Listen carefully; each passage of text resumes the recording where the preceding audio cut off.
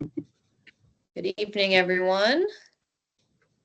We'll be letting everyone in from the waiting room and get started in just a couple minutes. Maybe less than that. You guys were all very prompt. They're riveted by Jeff and his beard, and then they saw Dave with his hair slicked back. I mean, it's and then everybody's wondering whose books those are behind you. Fake. They all have just cash. They're all cut out and there's money in between. Oh boy. It's gonna be a long night, boys. If Troy gets robbed tonight. You can tell who the real workers are, the guys in the pickup trucks. Jeez. Boy. I can go out to my Honda Ridgeline if it'll make you feel better. It would not.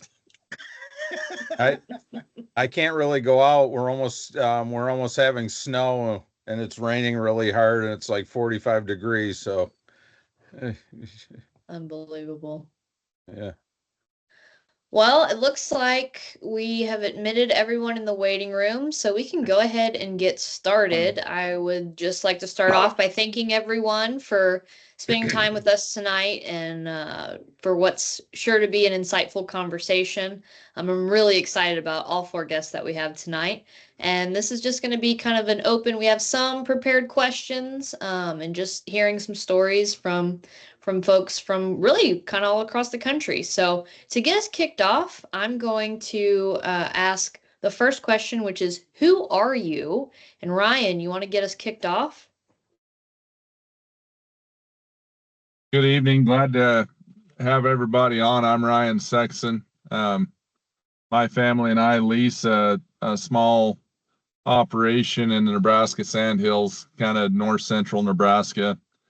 We're about 7 miles from South Dakota, to give you an idea where we're at. We have multiple enterprises, custom calving business, custom grazing, custom cattle care. We have a horse business. We do a little bit of everything. So that's kind of who I am, I guess. At this point in time, I was born and raised here in the Sandhills, ranched my whole life. So that's me. Is that what you want, Ellen? That's perfect. Thank you. What about you, Dave? My name is Dave Voth. I live in northeastern Nevada out of Elko. We run a few cows out here. A lot of my income comes from consulting, and sometimes that's this time of year is a lot of ecological monitoring and the like, facilitation, and more towards the winter I do a lot more financial stuff, helping ranchers go through their budgets, prepare budgets for the next year, get ready for taxes, that kind of stuff. My true passion is cow calf, though. I would much rather be taking care of cows than almost anything else. Thank you. Troy. Hey, everybody. Thanks for chiming in. Yeah, we have, I guess it's going on 6 generations here in central New York between Syracuse and Utica. We have a grazing farm. Right now we're custom grazing 50 head of cattle on 100 acres, so it's relatively small compared to others. I'm also the grazing guy for the Northeast and Nat GLC. I was writing this question down. Who am I? I'm sort of the emotional old man in the crowd here. I've got granddaughters, family here, and I'm a confessed workaholic. Jeff. Well, just to verify something with Ryan, that's actually a Wisconsin helmet, not a Nebraska helmet. I just want to make sure that you caught that right off the bat. So Jeff Ditzenberger, I'm in southern Wisconsin. I don't actually farm directly in production agriculture anymore. Currently, I am the director of marketing, communications, member services, and government relations for a dairy cooperative here in Wisconsin that has about 2,500 members across 5 states. I also am the founder and the president of Tugs, which is my nonprofit, Talking, Understanding, Growing, and Supporting, which I'm sure we'll get into a little bit more here. I have lived in Wisconsin almost my entire life, other than my 4 years in the Navy. Um, that's pretty much about it for me right now. So Perfect. Thank you guys for those great introductions. I'm going to get into the first question, and from here going forward, I'll just let each of you chime in as you see fit. But our next question is, what is your context in the mental health conversation?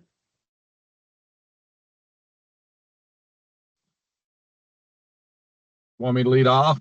That So, sounds great.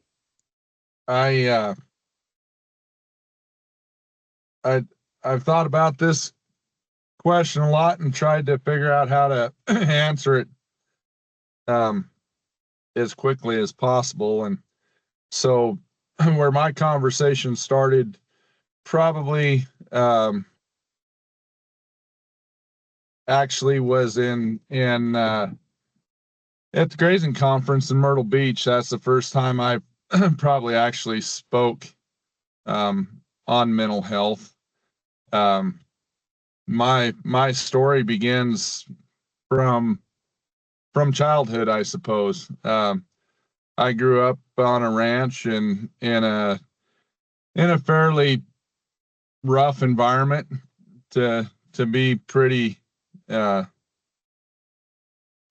brief, I guess, and with lots of expectations and repercussions and things like that. And I was kind of writing some things down last night, and we don't think about how those things affect us for the rest of our lives, right? And there's truly such a thing as generational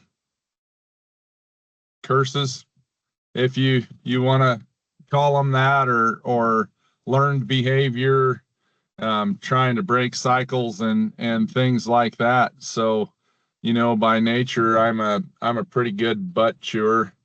I'm thankfully not violent, but I have a really strong fight response when when people approach me, so to speak. Those things stick with you for your whole life. So that's as you go into your teenage years and things like that, then when you grow up with those sorts of things and always being subpar, and then you have real issues with worthiness. And I've struggled with that my entire life. Still do. I don't know how to end that cycle. Having value, so to speak. But growing up, my parents divorced. They separated when I was about 13. I had a really, really tough struggle transition years through high school, junior high and high school, and struggled with suicide terribly, and those sorts of things. Just honestly, about the only thing that I truly probably haven't had to deal with in a great manner is addiction. I'm not built for it, I guess. As much as I've tried to drink at times and things like that, through college, I tried to drink myself to death, and that didn't work. So I just quit. It's never stuck with me, but, really, really had a lot of struggles for 30 years. And in my early 20s, I actually tried to seek help, and not knowing where to go, I just made an appointment with my general doctor, and she basically told me that people don't self-diagnose with depression, and that I needed to just go home and get myself together. So for almost 30 years, that's what I had done, and and when the market crashed in 2016, we had just entered into a lease here for a couple of years, and had an agreement to buy some cows, and the market crashed and really put us in a financial bind. So we've experienced that too, financial crisis. And I got to a point of non-functioning. I literally could barely get myself out of bed and get dressed. My wife had to learn a lot about the finances of the ranch, and go to meetings with the bank and things like that, because I literally just couldn't function. So actually in December of 2017, I believe, I needed to go do something with the cows or whatever, and my daughter would have just turned 11 years old, and actually not quite 11 years old. And I asked her if she wanted to go with me, and she told me no. And I said, well, why not? And she said, I don't want to go do anything with you anymore. I didn't understand, and she said, well, you're not very nice, and you're not much fun. So I called my wife, or told my wife, I don't remember, that I needed an appointment. And I went to our doctor in Valentine, and when he set me down, he asked me what I was there for. And I told him that I was struggling with life. And the first thing that he said to me was, does your wife know about this? And I said, well, I guess I don't know. You'd think so. She lives with me, right? But you'd think so. And he said, well, she's still here. She drive you here? And I said, yes. And he said, well, you call her and tell her to get in here, and we're gonna fix this. We're gonna figure this deal out. So I called my wife, and she came in to the clinic, and we sat down with our doctor, and he visited with us. And I don't know I don't know how it works for women, right? Obviously, because I'm not a woman, but for me, I knew that I was irritable, and just that I just was mad at the drop of a hat, honestly, and just pretty tough to be around. And to jump forward a few months, my wife jumped on board, and she did everything she needed to do to help me. But there was a bit of resentment in there. And I finally asked her one day, why she was so upset with me. And she told me, she said, for the longest time, I just thought I had done something for you, done something to you to make you stop loving me.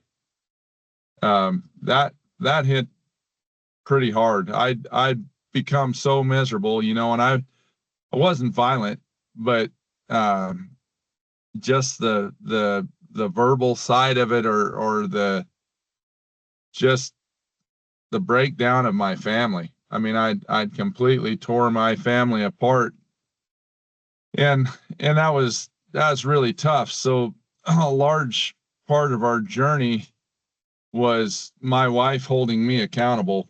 You know, and I started into some counseling sessions and things like that.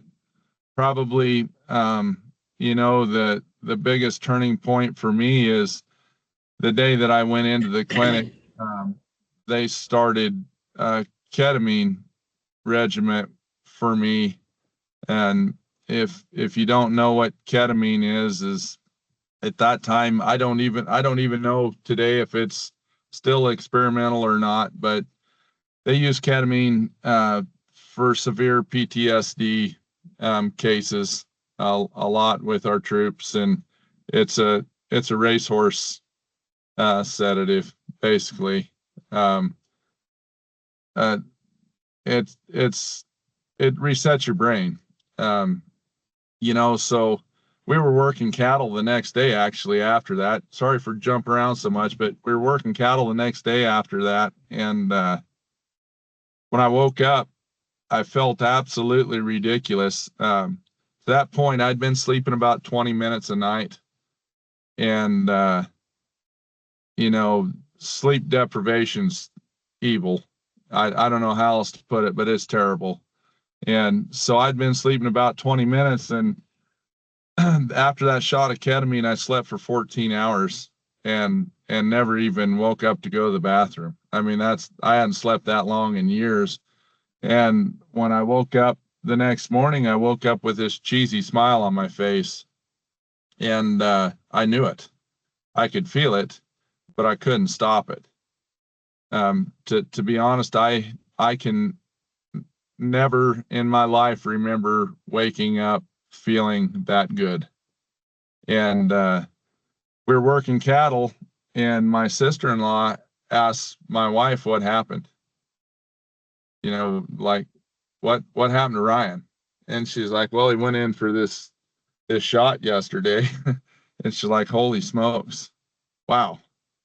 You know, she noticed the difference immediately, and you know, she's not around me every day, but she noticed the difference. So, you know, that's kind of a short version of where it all began. You know, that probably the largest struggle for me is trying to balance things, and I was always trying to fix it myself, and trying to understand, you know, why I felt the way that I did. So as I'm going through that, some of the other complications we had, my wife got to a point again where she was a little bit resentful, and I asked her about it, and she had actually struggled after we had our last daughter, and some postpartum issues, and then some family issues and things like that, and she wanted me to fix it for her, you know, and I had given her some advice, and I told her that I thought she ought to go talk to someone, and she didn't want to. And when she became a little resentful, I asked her about it again, and she said, you know, you could have helped me. You know what it's like. You've already been through this. You could have helped me through this. And I said, I tried, and you didn't want help. And she said, no, you didn't. You didn't try to help me. And I said, I did. I said, I can't fix everything. I tried to get you to go talk to someone who could help you, you know, and those are some pretty real struggles. I don't know how many other you guys have kind of gone through some of that stuff, but you know, there's a lot of pressure sometimes to be the fix all, right? And you get into those things, and you know, your operation, we kind of, for the most part, or in our operation, I'm I'm the finance guy. You know, I'm the guy that builds all the nutrition, all the grazing plans. I have all the contacts. I build all the contracts and things. Sometimes it's a lot of pressure. That our operations highly dependent upon the information that I have. And a lot of that information isn't written down. It's in my head. So I've got to be on my game for this place to run effectively. So fast forwarding, you know, we really worked through that, and my wife is good at holding me accountable, and I rebuilt some relationships with my family. And then in 2021, you know, I'm still struggling and trying to figure things out and deal with it on my own. And in 2021, in October, on October 17th, our kids were in a car accident, and our son James was critically injured. They flighted him out. My wife and I weren't even home. We were 2.5 hours away, and we made it to Valentine in time to tell him that we loved him and hoped that we would get to see him again. They flighted him out. They took him to Kearney and did an emergency surgery, and then on to Omaha to UNMC, and he remained there for 28 days. He was the longest standing PQ patient that they've ever had.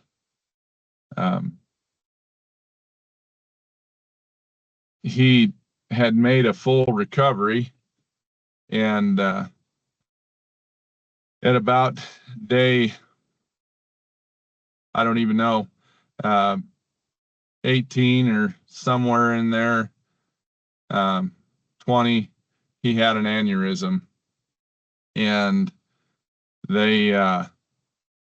he was actually scheduled to go to rehab less than 12 hours from having that aneurysm, and he would have checked out and gone to Madonna and been home in a few weeks. And he had an aneurysm, and they had no choice but to repair it. And we got to visit with him, and he was coherent and all the things, but when they went in to find the bleed, it was in a very dangerous place. So he went in.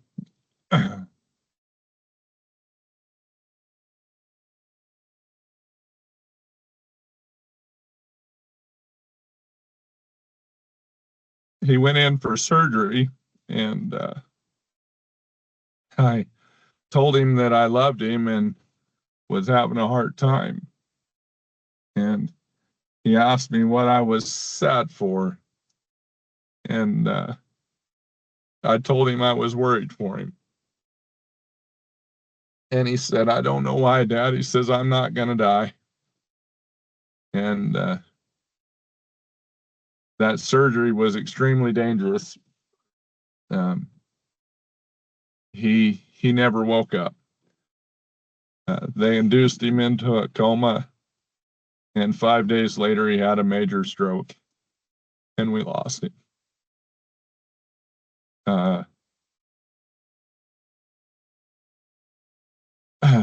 As odd as this is going to sound, that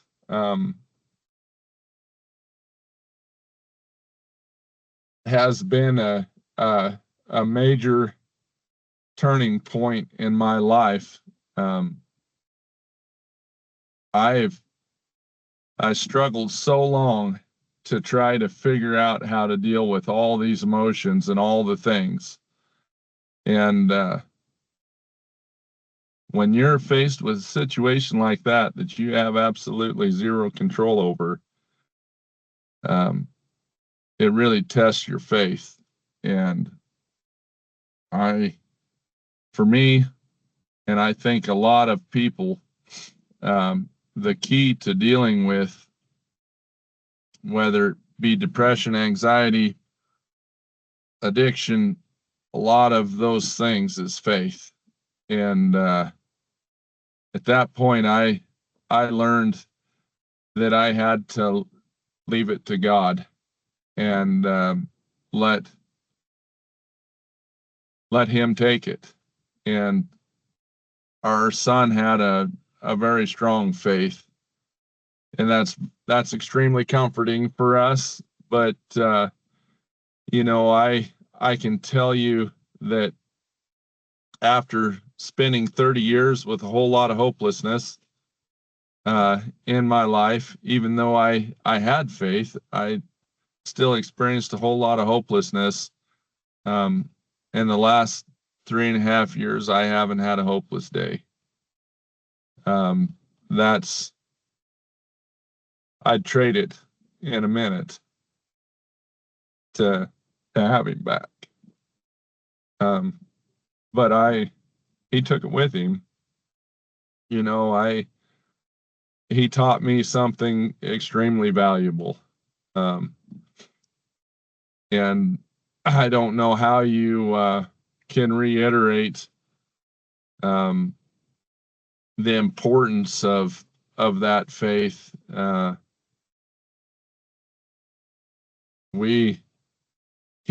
Our son James had a conversation with his mother, and told her that if he couldn't come home and be who he was, that he didn't want to come home. And he let us know without any doubt that he was ready. And at 12 years old, I can't comprehend. I know people at 80 that don't have that kind of faith, but that's pretty incredible. And that's, I guess, in a nutshell, that's my journey. There's a lot more to that story, I guess, but we're limited on time, and the other guys have some important things to share. So that's kind of it.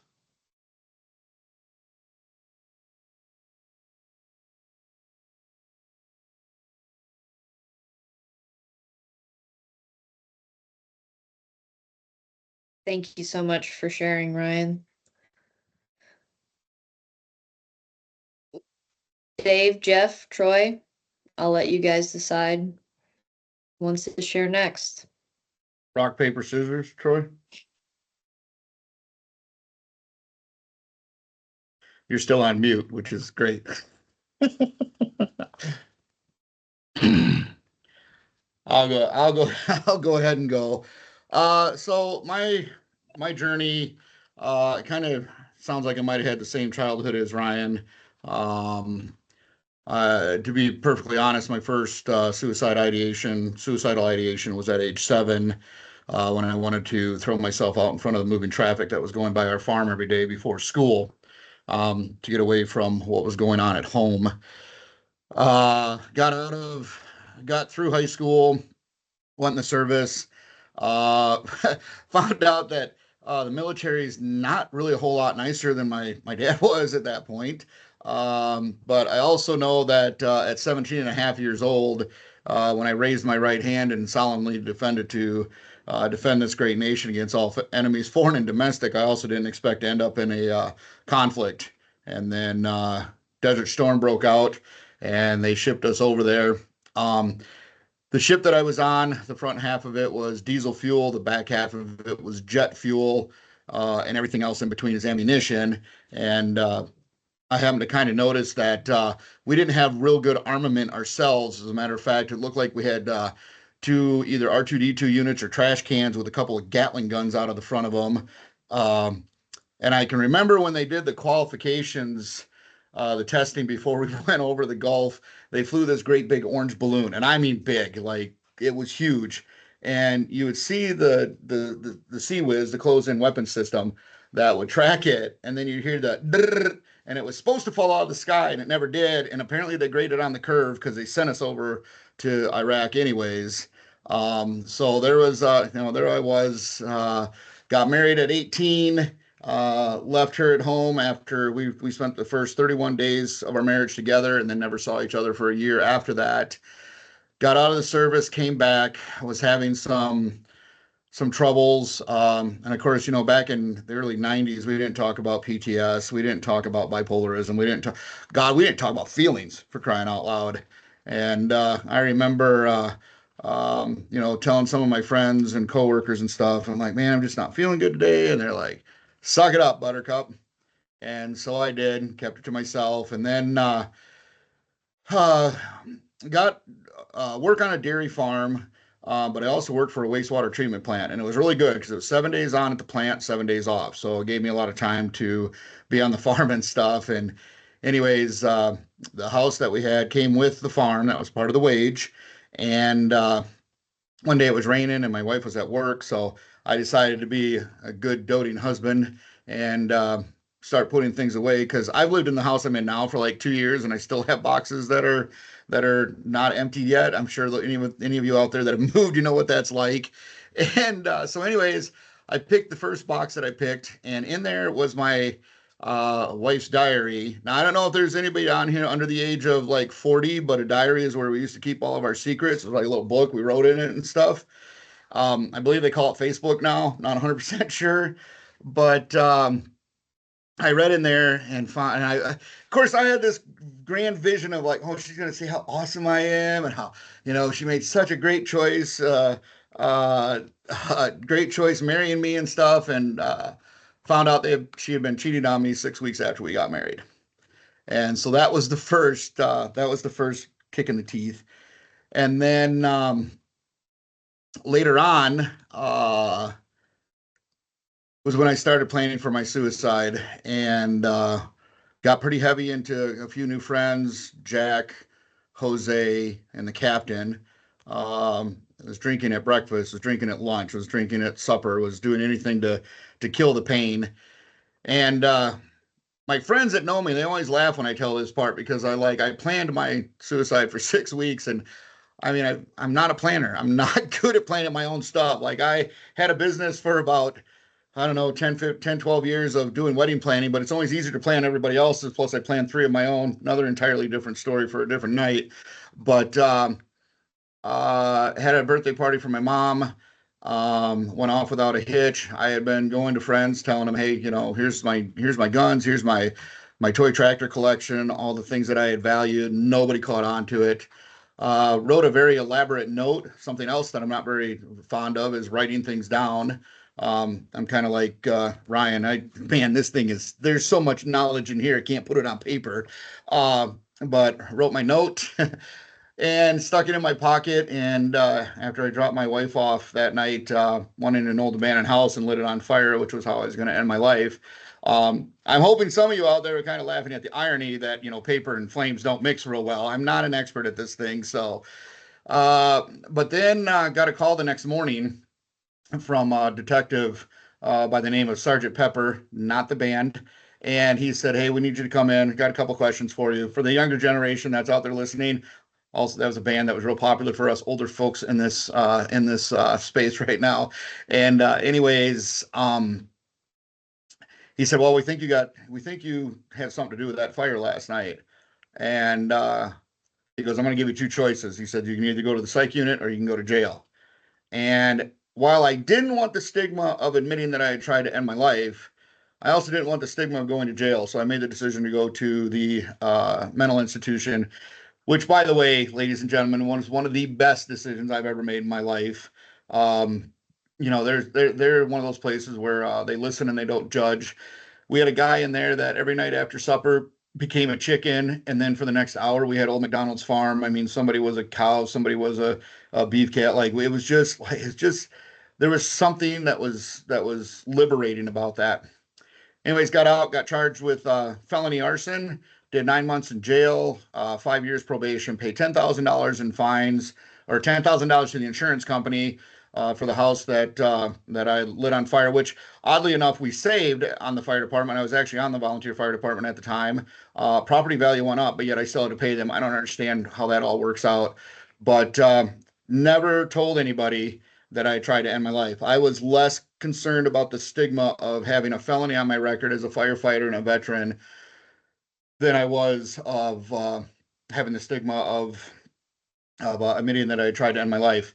Fast forward, got married again, had two beautiful children. She had a lot of issues that didn't get addressed. And then in 2000,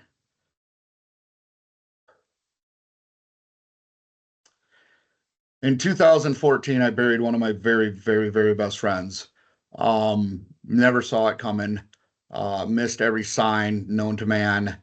And I said to myself, this is enough. Like, you've got a story to tell. You could have been there. And so I wrote a blog. That was a thing we used to do back in the day too, where you put it on the internet and then hopefully it would go viral.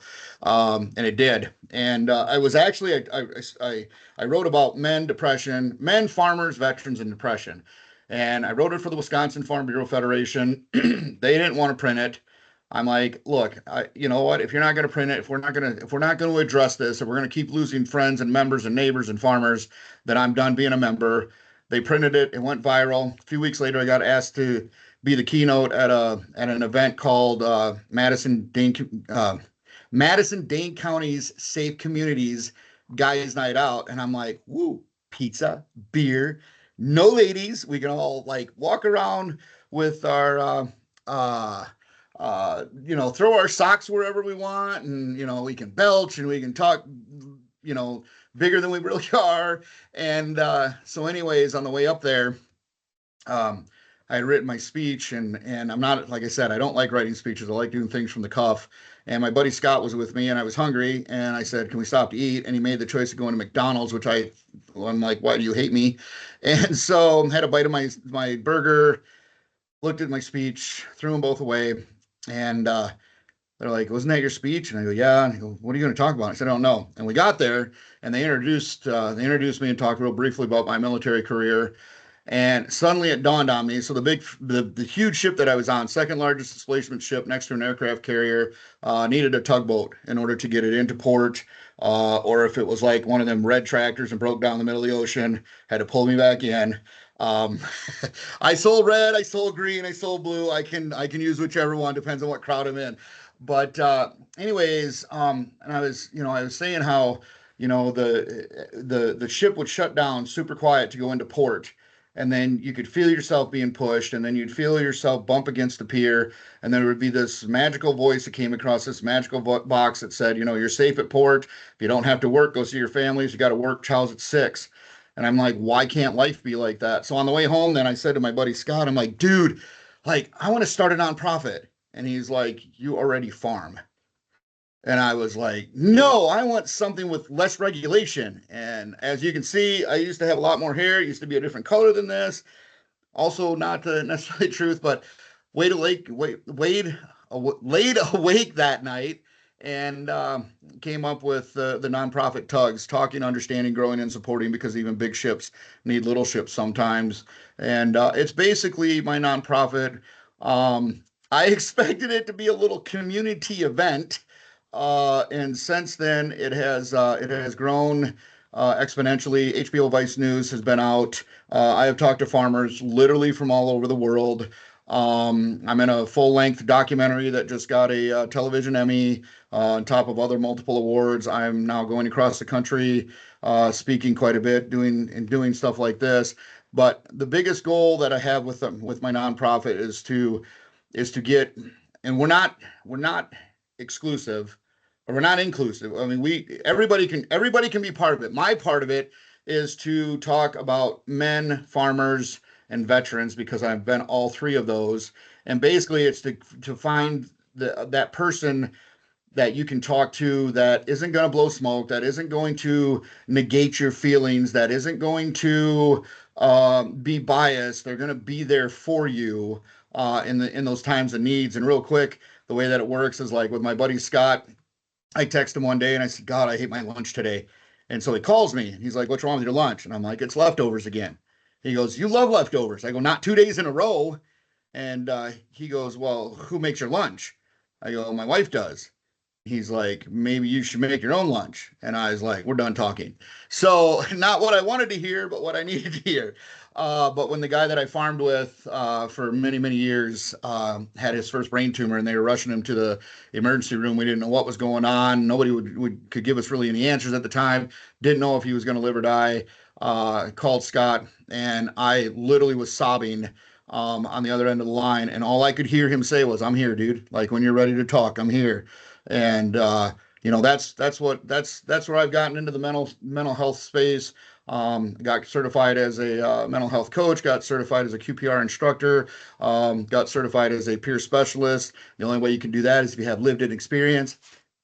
So it's been a remarkable journey that has blessed me in ways that I can never describe. When you get the opportunity to hear stories like we've already heard from Ryan, Ryan early on, I wanted to butt in when you said that you don't feel that worth, and I felt that for a long, long, long time. And I'm just going to put it out there right now for you, brother. You're here, and that makes you more worthy than a lot of people. So I appreciate you for that, brother. And that's my story in a nutshell. So.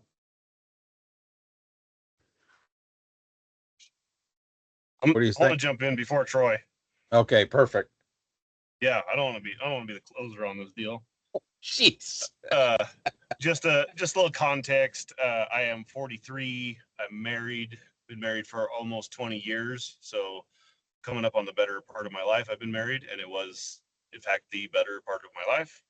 I have one almost 12-year-old daughter.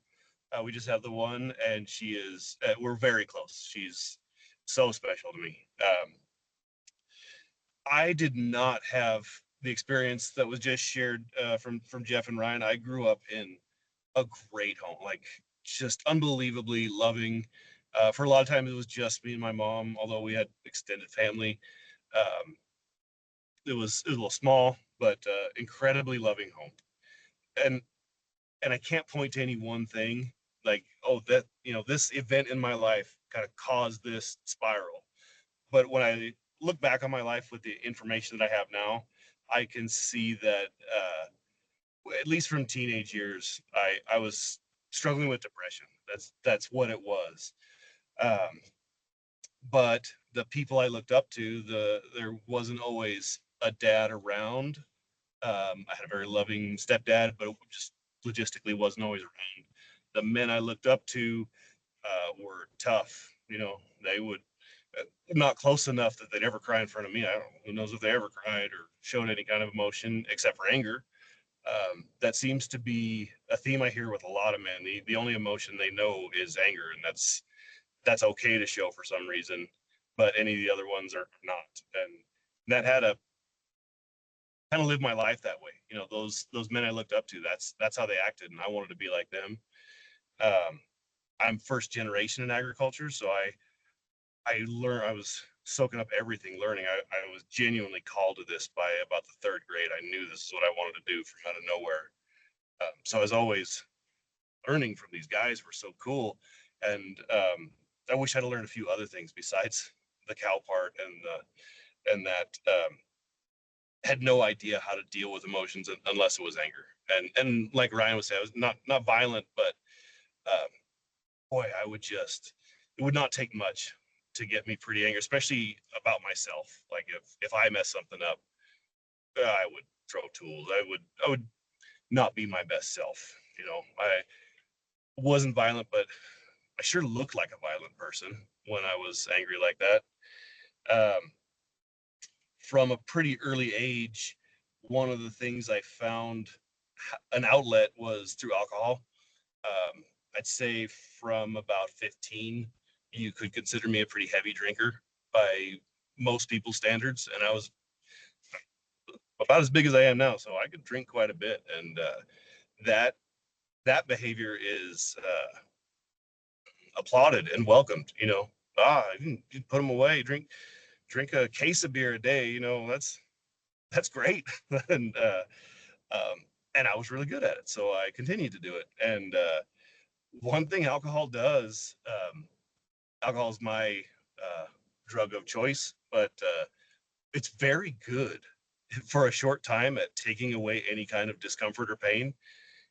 It's incredible. It really works well for a very short amount of time, and then it's counterproductive exponentially after that.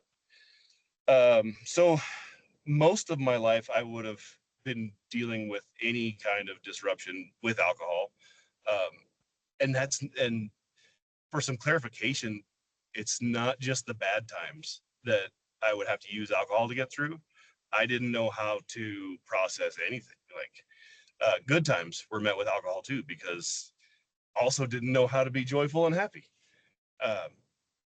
So alcohol played a pretty big role in my life, and until I got sober, to the last 2 years of my drinking career, you might have confused me for a heavy drinker.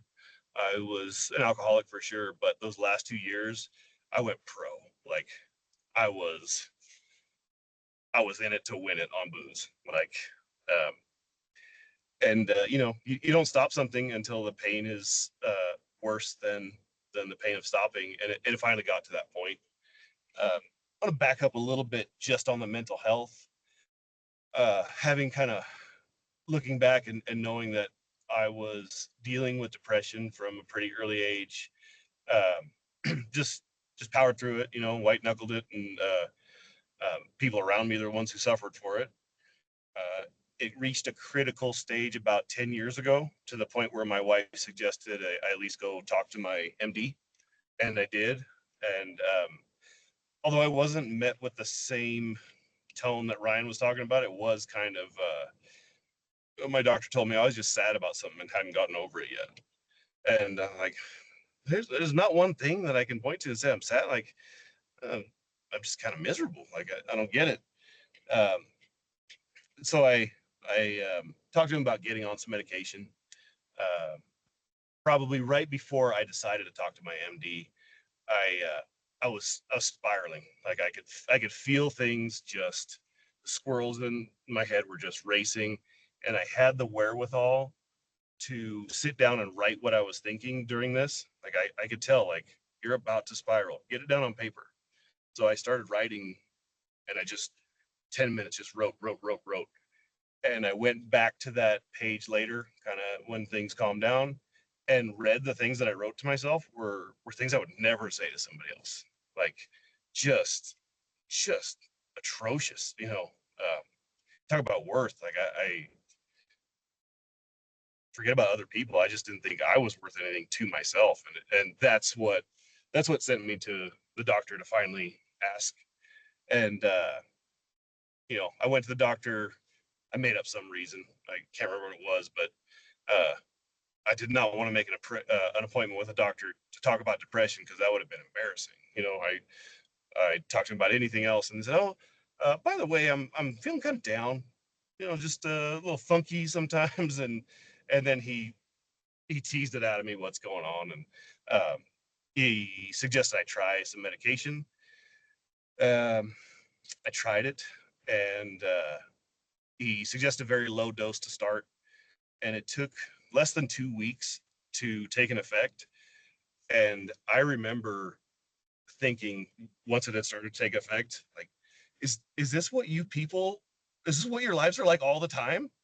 You think this way all the time? You're not just constantly running yourself down and building resentments in your head, and like, this is fantastic.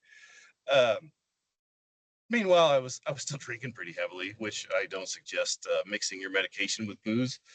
But my life had taken on this new course of, I won't say overwhelming joy, but tolerable.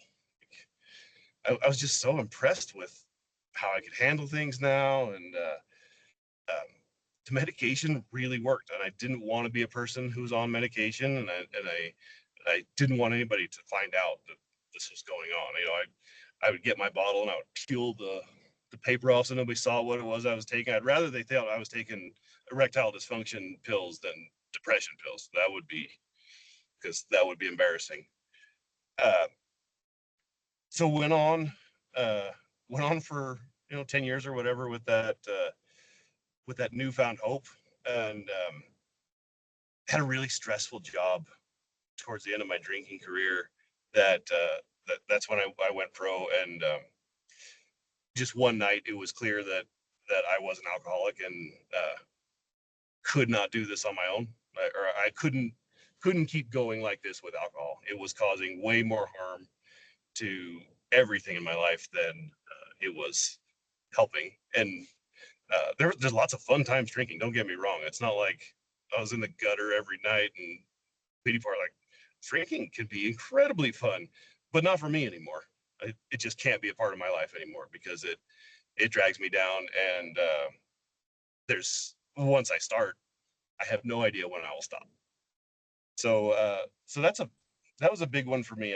I got involved in a program, and once I started, once things were going good for me, I found that other men were coming to me with their issues, and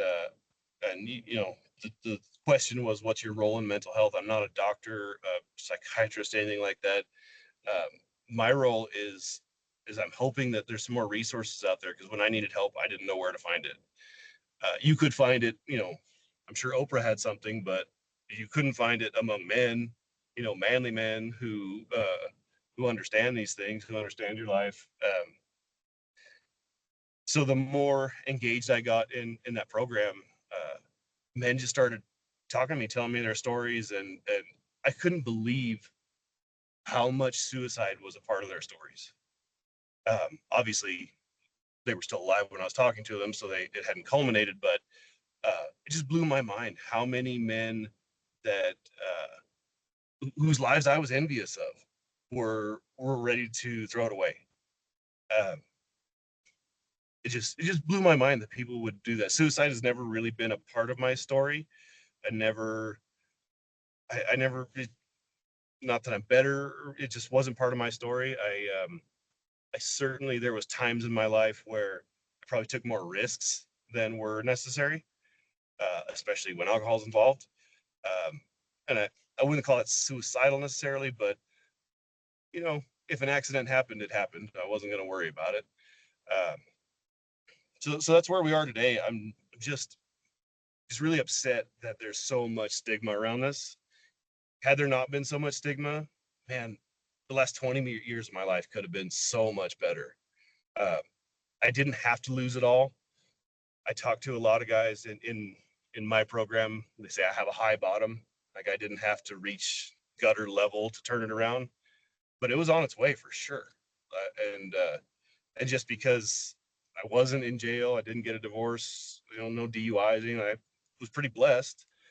It doesn't mean it wasn't enough for me. That was my bottom, and I didn't want to be stuck in there anymore. I needed to make a change, and the big things for me was admitting that I had some mental health problems. I needed to get depression in check, and I wish I hadn't taken so long. But the other one is that alcohol is not a good solution, and I'm not a drug guy, but I assume drugs are the same. Definitely don't help anything in the long run. It barely in the medium run do they help. Just that short pick me up from being high or being drunk gets you through a lot, but long term, it just, I was going down a path that was not going to end well, and that's where I'm at. Hopefully, this reaches somebody, and a lot of marriages can be saved if we just talked about this. A lot of lives could be saved if this wasn't so embarrassing to talk about. So thanks for letting me share.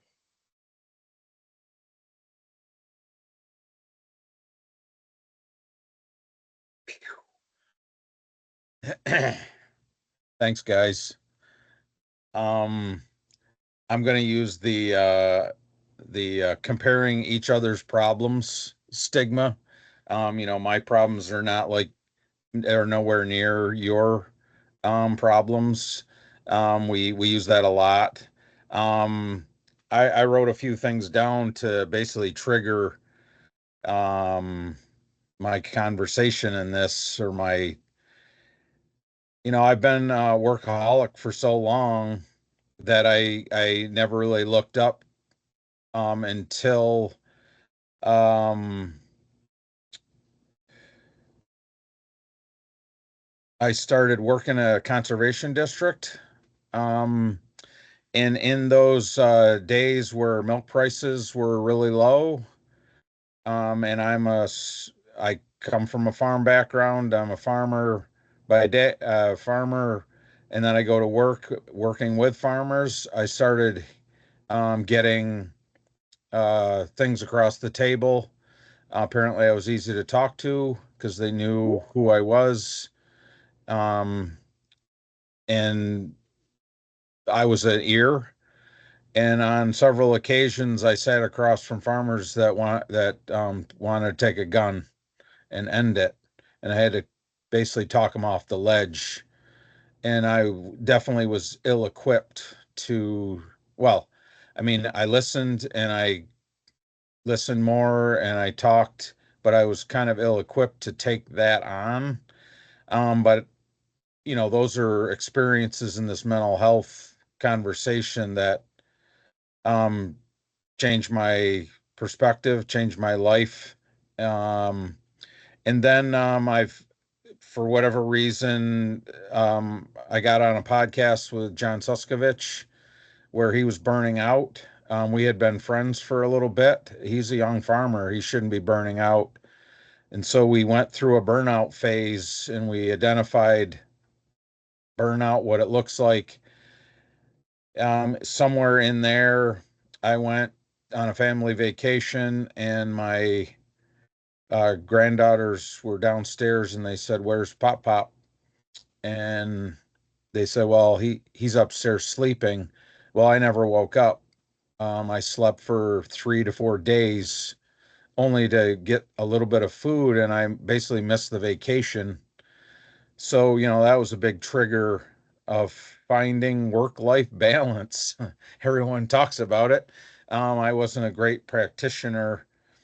Um, and then sort of my last straw in this mental health conversation,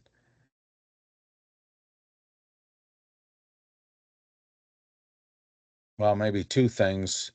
My brother passed away in 2017.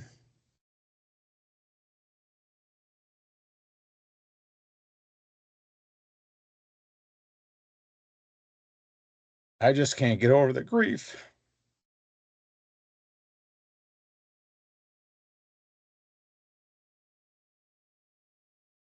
So you take a few of those things, or a culmination of those: burnout, grief, listening to other farmers' problems, and all of a sudden you're having problems. And the day of reckoning was when I went to the doctors for a checkup or whatever. Um, and she said, "Well, how's it going?" And I said, "I don't." She, I don't know. She turned her back, and I freaking lost it. And being vulnerable sucks. Um, uh, I mean, you would feel, for me, it would feel, good to get it out, but not in front of somebody else I don't know. So, she said, "Well, it looks like you got a problem." And I'm like, I guess I do. Maybe I should get some help. And so, that was literally only, within the last 20 years.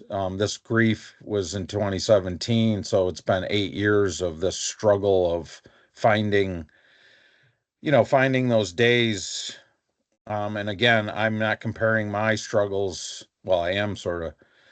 It's hard to compare with, suicide and those types of things. Everyone's on a plane of the struggle bus. Um, so then in this time frame, I seemed like it was a good thing to do. In retrospect, it was a good thing to do because I met these three awesome gentlemen and other gentlemen. I took this mental health awareness to a grazing conference in Vermont, and I say it failed miserably because literally, who wants to go to that seminar? Like, oh, look, it's a mental health seminar. Let's go in. Meaning, or let's go learn about water systems the next, so my friend Brian Maloney and myself, we threw ourselves out there, and then there was a very small group. I don't know, maybe not even a dozen.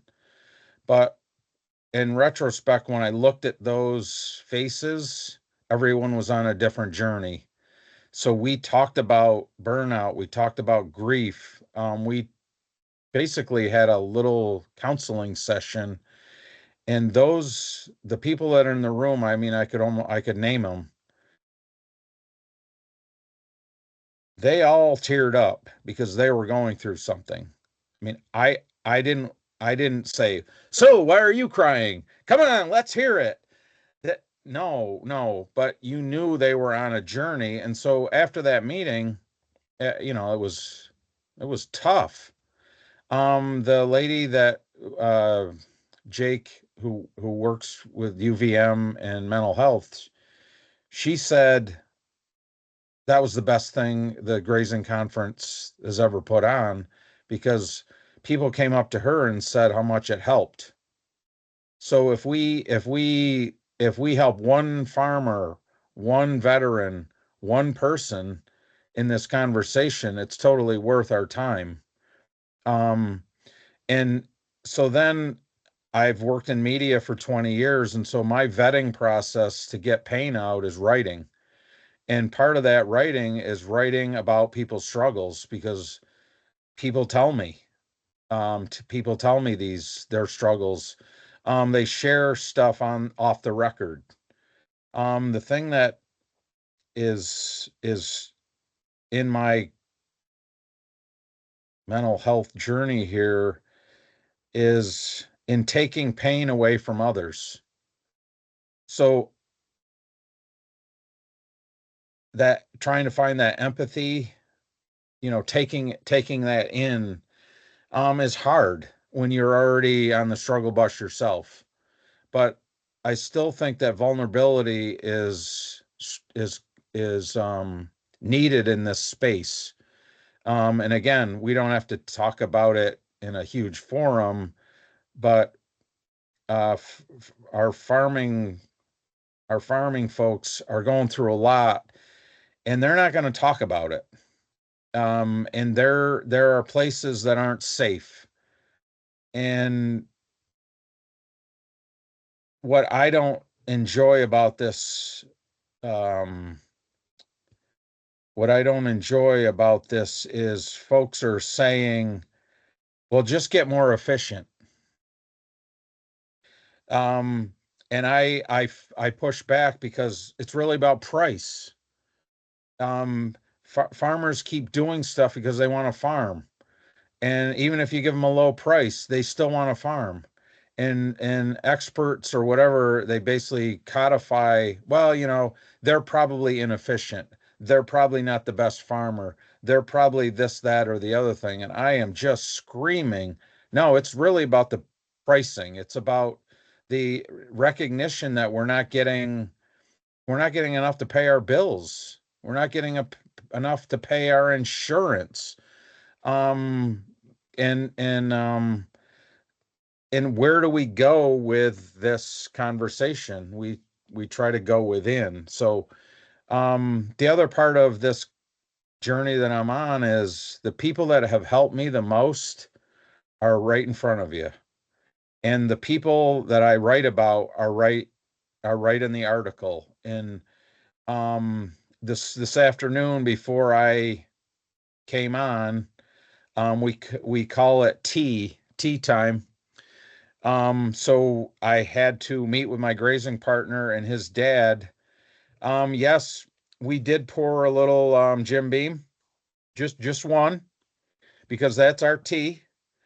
And I believe that for an hour we told stories and we laughed to the point of crying about just random stuff. And being with a bunch of peer groups or people that basically tell stories, laugh, like Jeff laughs a lot, Ryan was laughing, Dave.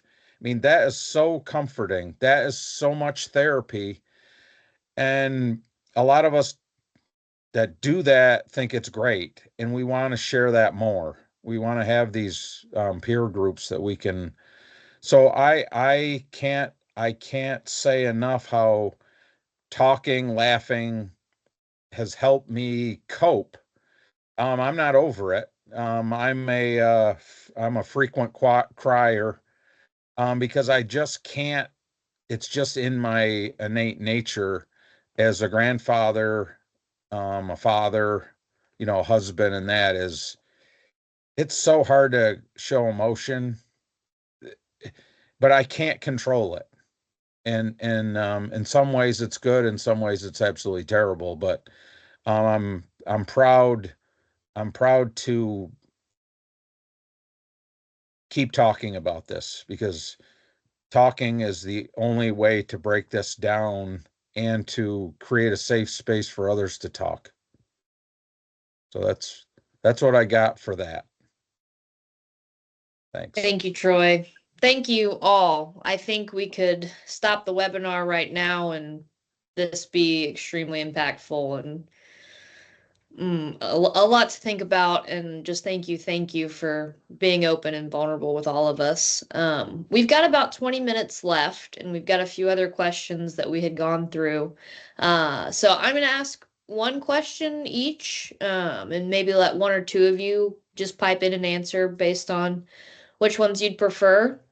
But the next question we have is, what are things that you're hearing from people within the agricultural community as a whole? And we've talked about it quite a bit through all of your stories, but what are you hearing of the struggles from the field? I think Troy hit it pretty direct. Obviously financial woes are a huge one. The dairy industry right now, projected milk is looking at potentially up to another $4 a hundredweight hit. I'm privy to a lot of stuff that comes out of Washington D.C., and I guess one of my concerns is that they've been, excuse my French, jerking around with this farm bill since 2018, and now I was in a conversation with one of the senators that I worked with really close with on that, Senator Baldwin out of Wisconsin. And with a lot of that money potentially being cut, I think there's that concern. Health insurance. Health insurance for farmers is ridiculously expensive. And I was in the role reversal years ago. My third wife was the dairy farmer, and I was the person who worked off the farm. And people are like, how do you find the time? And I'm like, right now, I would tell you, if they came in and cut my salary and told me I could keep my health insurance benefits, I'm not going anywhere. So that's what I've been hearing. I think they're cautiously optimistic to a point.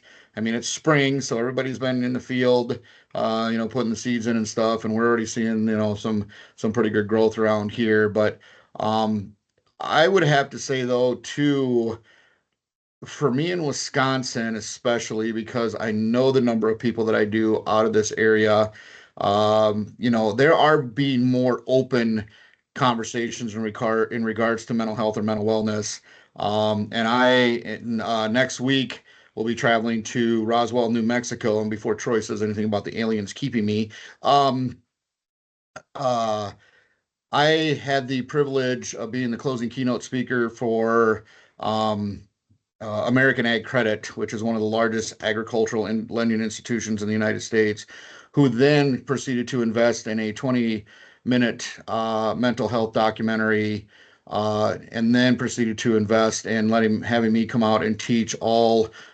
I want to say it's going to be close to 425 of their employees QPR. So I think the ag community, the supply part of the ag community, is getting a lot more involved too. So that's one of the other things that I'm hearing is that farmers are like, "Hey, I feel like people are starting to take us seriously, or starting to notice, our conversations about mental health and mental wellness." I just wrote a couple things down. So we have a ton of service providers, and you could figure who that would be, but they've lost their jobs to political wills and things, and so there's in agriculture they're hurting too. I just want to, it's not, as a service provider myself, us being out in the field doing stuff is also a listener. So, having that capacity has been weakened. The other thing that I am concerned about, I think I talked with Ryan about this a while ago, was I'm scared when the beef price goes the other way. Right now we're living in a euphoric, um I don't know, we're living in euphoria, and when the price crash happens, which it will, are we resilient, and what damage will that cause? And then the weather events. I just see Kentucky, I just keep seeing over here massive agricultural, not just ag, but all people with no control. And my heart bleeds for the damage, the death, the like, how do you keep picking that up? It's so difficult. So, there's just a lot of that happening, and I don't know what the answer is, but that's what I'm hearing. I'm going to segue right off of that. And I don't mean for this to sound self-serving, because it's, we work in an industry that is dependent on weather and markets and regulation, and we have very little to no control over those things. I help people with their books and their budgeting, and the difference I see in people when you help them create a plan and know where their money is and know how to be ready for the next drought, because if you're in this business, you should not be surprised that it will drought out. We'll have significant weather events. We definitely will see prices come and go. The difference it can make in your mental health, just being prepared for those things, not being surprised by your own numbers, is a really powerful tool, not just financially, but mentally. When even if you know it's going to be a loss, you know how much you're going to lose, you know where it's going to come from, and you can start making a plan. And to me, having a plan to deal with those stressful events is invaluable.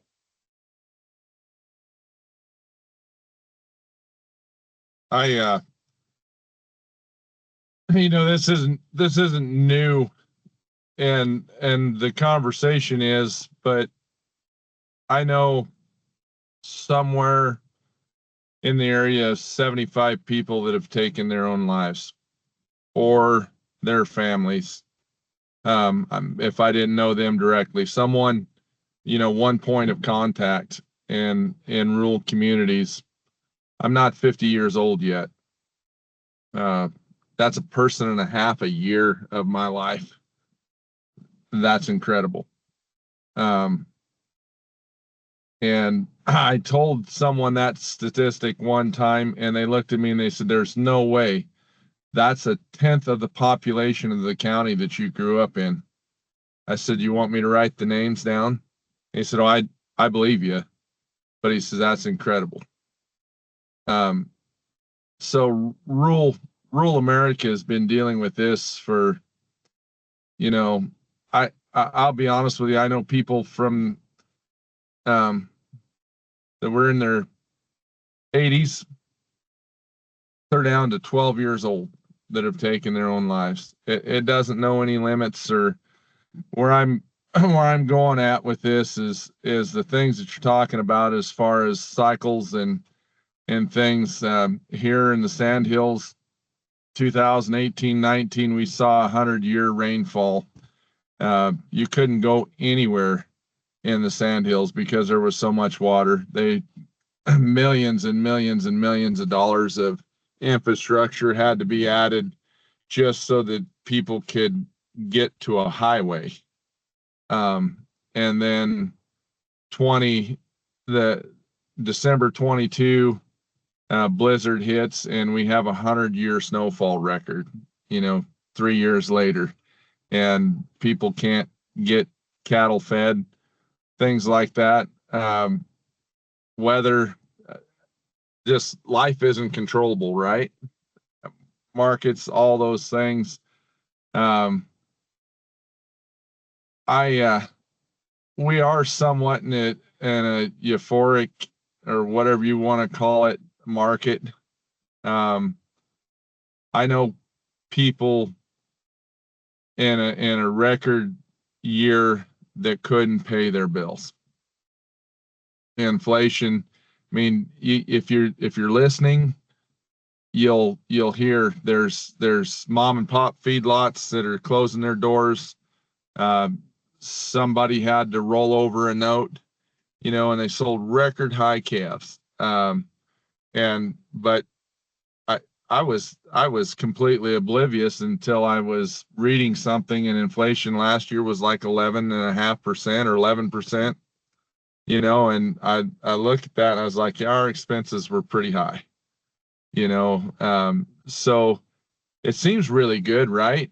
And we always, the problem with people in agriculture is we base our fiscal year on when we go to the bank to pay our note. And if we could pay our note, we did real good. And if we can't, we're kind of in an oh shit moment, right? What are we going to do? Excuse the expression, but we don't plan for things. So I don't think we're really in that good of an economic situation with the prices, with the way the markets are right now, just because, we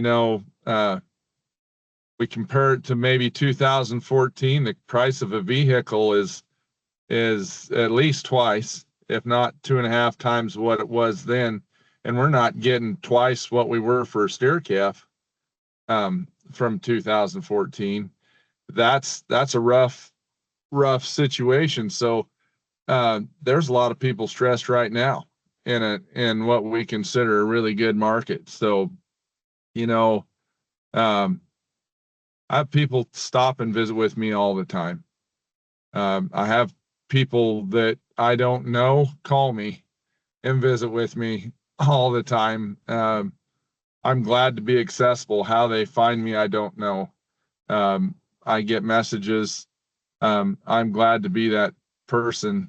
I don't have any training. I don't do any seminars. I've worked suicide hotlines and those sorts of things. The very most important thing you can do is be perceptive and listen. We go to these conferences and things. I mean, I can pick people out of a crowd, and for me, it's important to walk over and ask them how they're doing. I remember this last grazing conference, there was a person that caught my attention, and it took me a couple days, and I finally just walked over and introduced myself and said, I don't know what you're dealing with, but here's my card. And if you need to visit, it's going to be all right. And she just looked at me like, holy smokes, shit, I caught her off guard, but I wasn't wrong. And so, I think it's a melting pot. It's going on all the time. There are triggers. But it's doing the next right thing is really important. So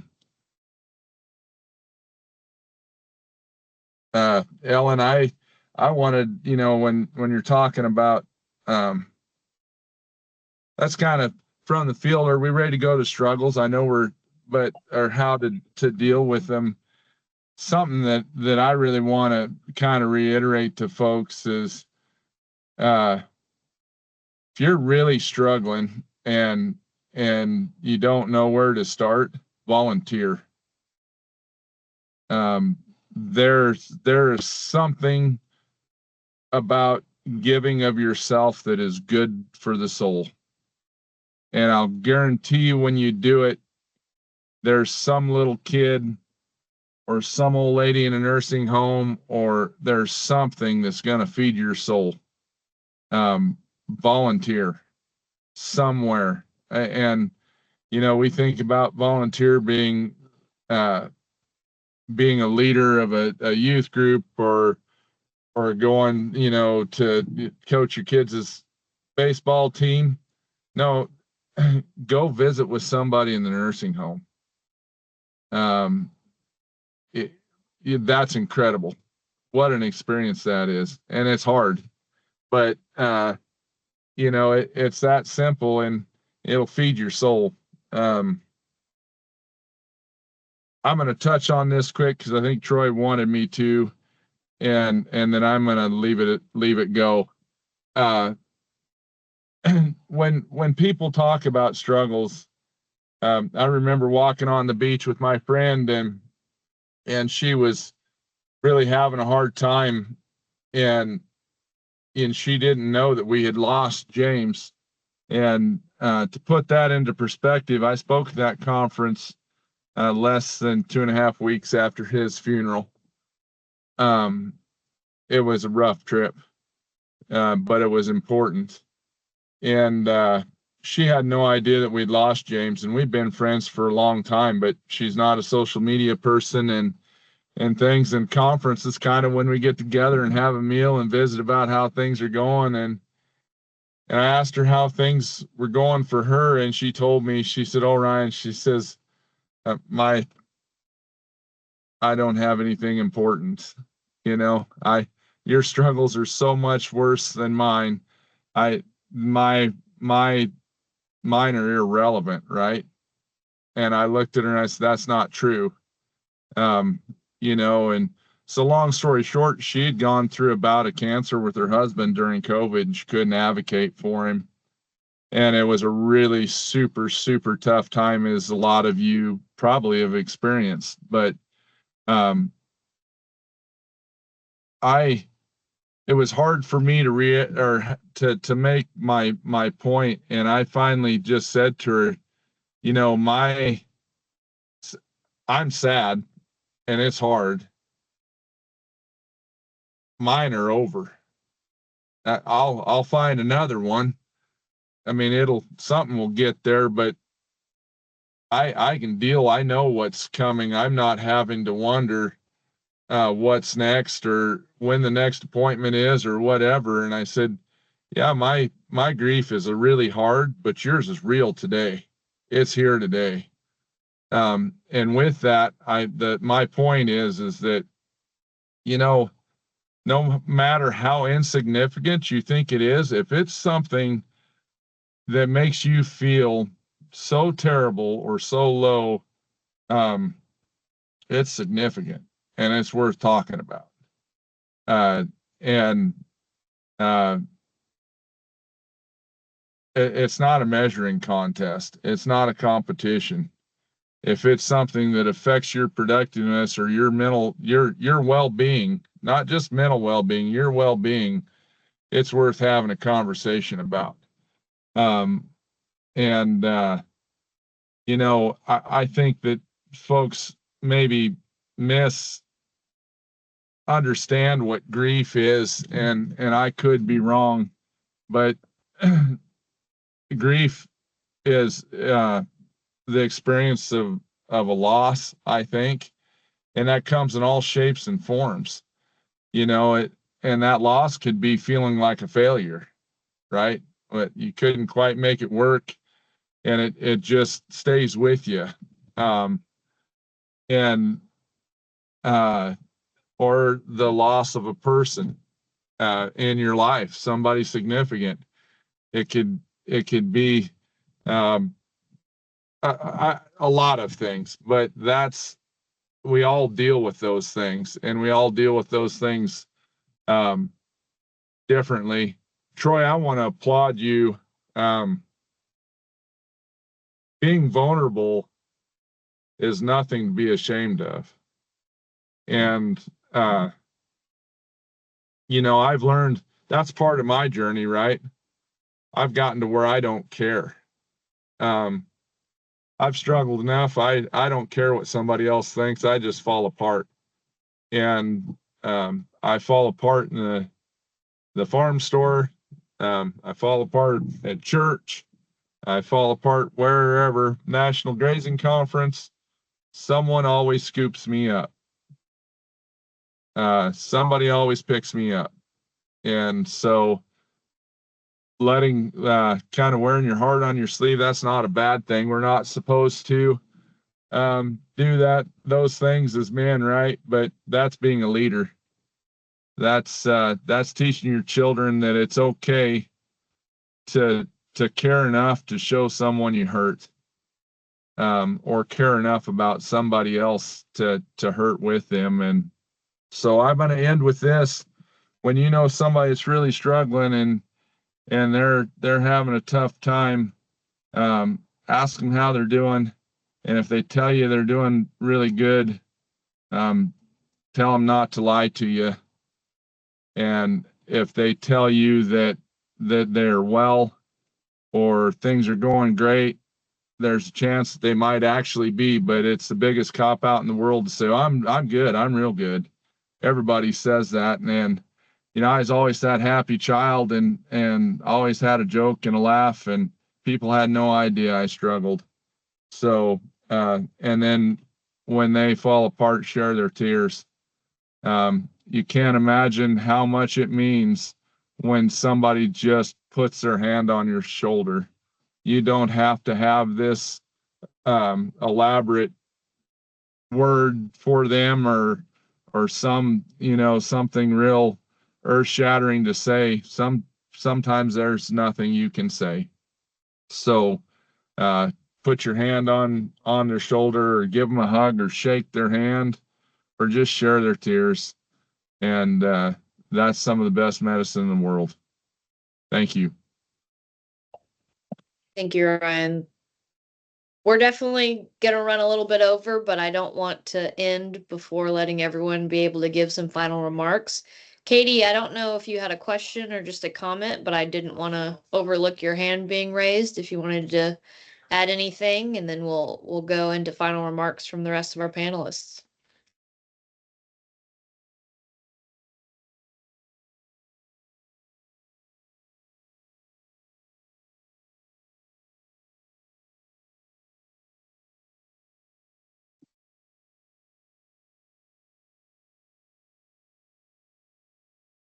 Troy, you're muted if you're. I was gonna hand it off to Dave or Jeff. My only parting words, I've said it before, is help is a conversation away.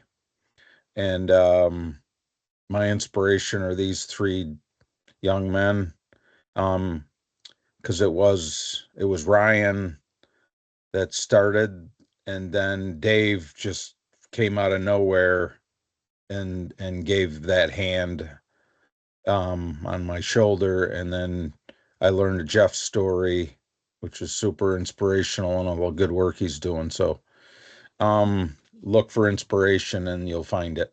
Thank you. Next.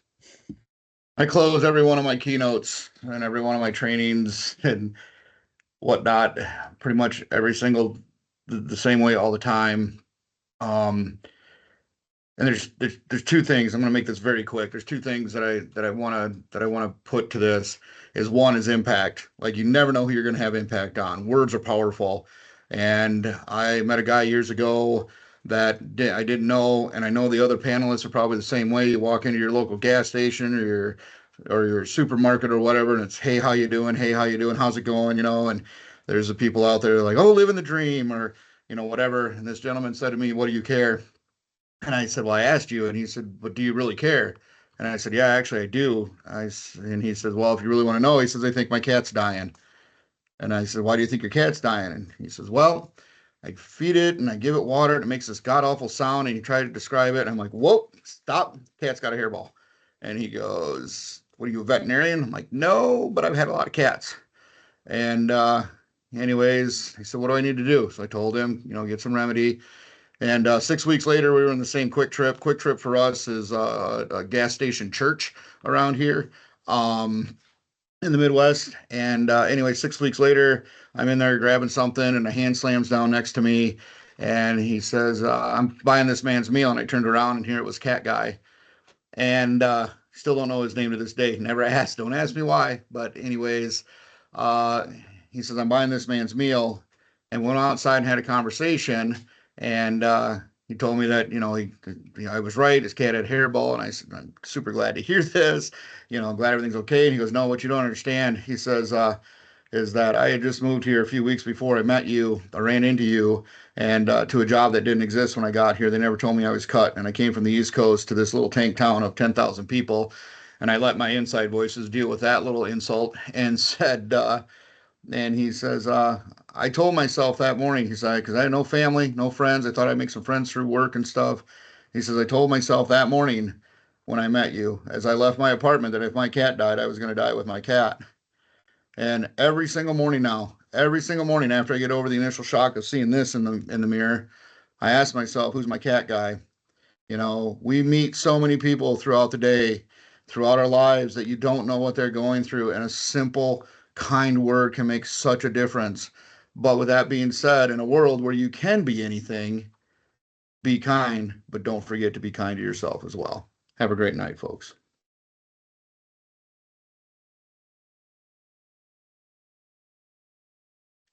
Yeah, here in my notes, I have a big, bold, underlined, be kind, and be kind to yourself too. It is easy to not be kind to yourself. Oftentimes, it's easier to be kind to other people than it is to yourself. A couple of things I just want to share. When you're dealing with this stuff, find somebody you can be vulnerable with, and find somebody you can be honest with, and you will be surprised at how hard it is to be honest with yourself, with others, to really spill your guts. You don't have to spill them all at once, but be vulnerable and be honest with somebody. Find somebody you could do that with. Want to just take a second to talk about or to the wives and the spouses and the significant others who are dealing with somebody in their life who's struggling. It's likely that you're not the right person. It could be likely that you're not the right person to get this ball rolling. And through another conversation I had like this, we just kind of kicked it around roundtable style, and I really liked the result we came up with. Is that everybody on here has a mentor. For the wives, for the significant others, there's nothing wrong with going to that mentor and saying, I'm worried about my husband, my wife. You being worried would be very helpful to talk to him. Man, if my wife had spoken to some of my mentors, and even if they were jerks about it, like, you're pull your head out of your ass, you're going down the wrong path here, that would have helped so much. But don't feel bad that you're not the right person to take that on just because you love that person the most. You may not be the right person, and that's okay. But find somebody.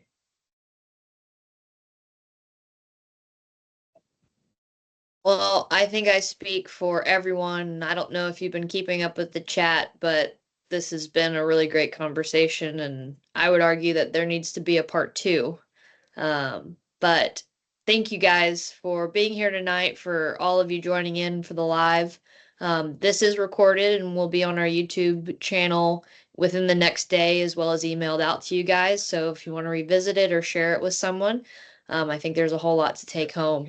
But with that, I will this ends our session tonight, but I hope to do this again. Thanks, everybody. You're awesome. You bet. Thanks, guys. Have a good night. Thank you. See you. Thanks, everybody. Thanks for having me. This was Thanks. really worth the time. Thank you.